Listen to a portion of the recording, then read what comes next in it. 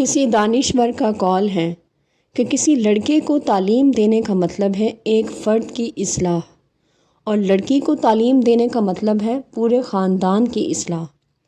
اور اس میں کوئی شک نہیں کہ جہالت دنیا کی تباہی کا پیش خیمہ ہے۔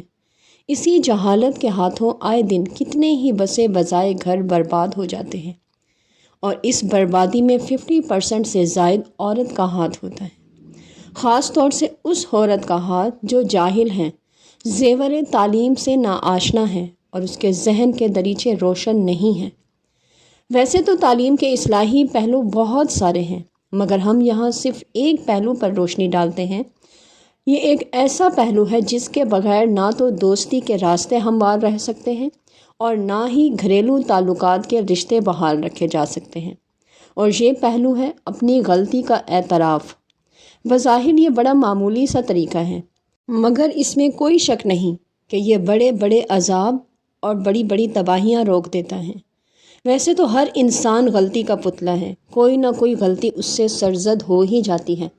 اس لیے بزرگوں نے کہا ہے کہ انسان بے شک غلطی کا پتلا ہے، مگر انسانوں میں اعلیٰ و افضل انسان وہ ہے جسے اپنی غلطی کا احساس ہو۔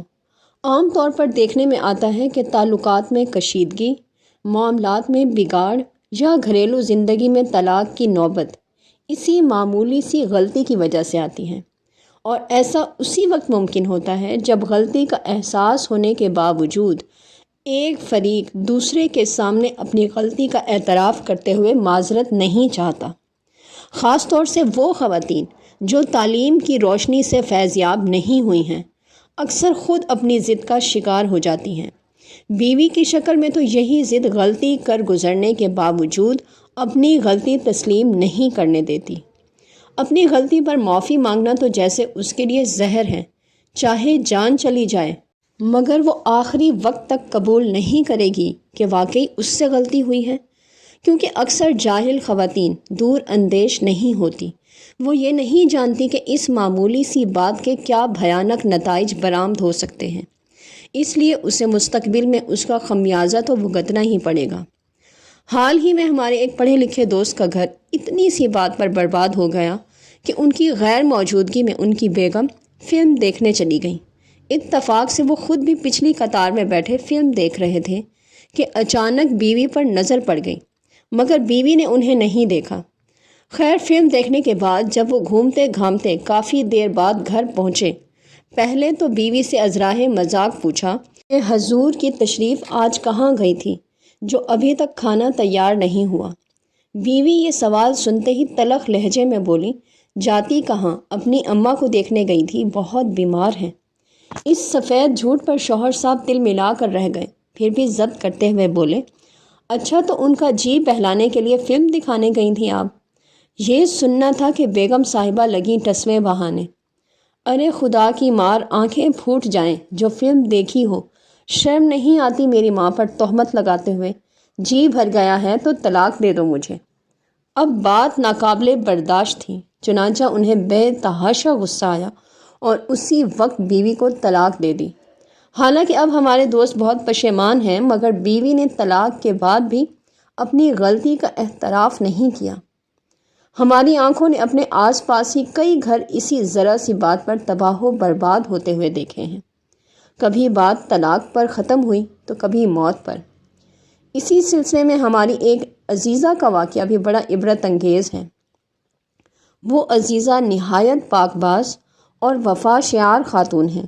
ایک روز مذاق میں ان کے منہ سے شوہر کے لیے لفظ تو نکل گیا، بس اتنی سی بات پر ان کے شوہر ناراض ہو گئے۔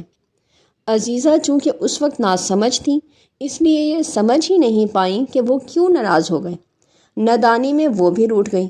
اس میں شک نہیں کہ دونوں ایک دوسرے کو بے پناہ چاہتے تھے، مگر ذرا سی بات فاصلے بڑھاتی رہی۔ اسی ناراضگی کے عالم میں شوہر ایک پرچہ چھوڑ کر پردیس چلے گئے، جہاں ایک حادثے میں ان کی موت واقع ہو گئی۔ اس سے پہلے ہی جب عزیزہ نے اپنی تھوڑی بہت اردو دانی کے بل پر وہ پرچہ پڑھا تو بے اختیار رو پڑی۔ پرچے میں صرف اتنا لکھا تھا، ڈیئر، ہمیشہ کے لیے خدا حافظ۔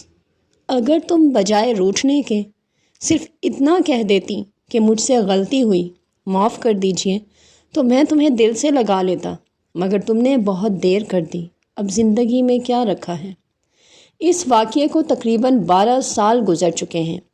عزیزہ نے اپنے محبوب شوہر کی وفات کے بعد دوسری شادی بھی نہیں کی۔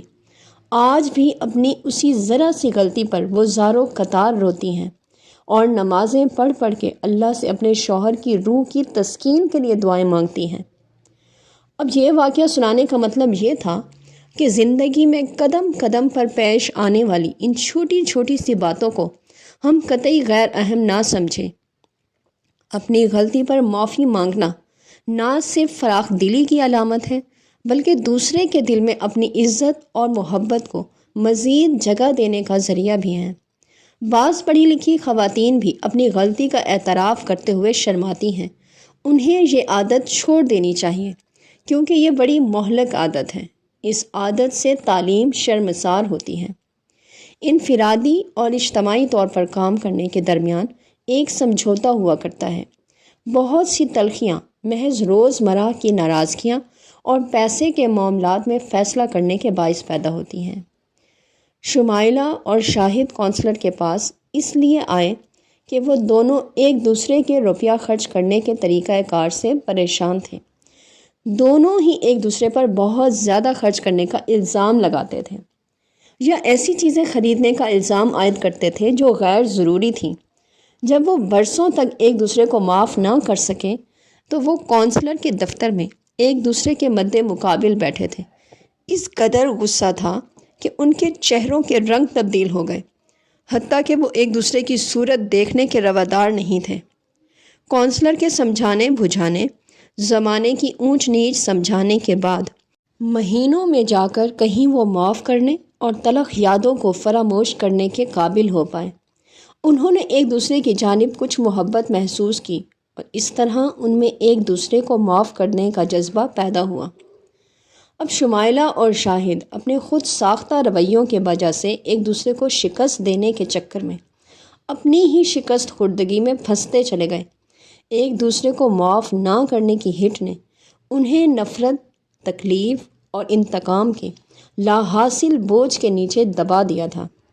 بہرحال کونسلر کی مداخلت نے انہیں نہ صرف سوچنے سمجھنے کے قابل بنایا، بلکہ غصہ رفع کر کے معاف کرنا اور درگزر کرنا بھی سکھایا۔